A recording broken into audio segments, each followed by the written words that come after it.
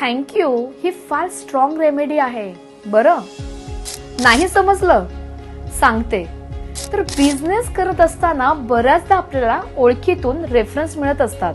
Reference मिळाल्यावर त्या नव्या व्यक्तीसोबत आपण पुढील चर्चा व्यवहार वगैरे करतो. हे करत असताना नव्या व्यक्तीसोबत आपला रॅपो तयार होतो.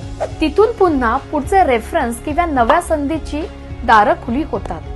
हे करत असताना कुठेही आपण आपल्या जुन्या ओळखीतल्या व्यक्तीला विसरायचं नाहीये. या नव्या ओळखीबद्दल त्याला वेळोवेळी थँक्यू म्हणत राहायचंय. त्या रेफरन्समुळे कसा फायदा झाला हे सांगायचंय. संधी मिळाल्यास त्यांच्या हिताचा एखादा रेफरन्स आपण द्यायचा.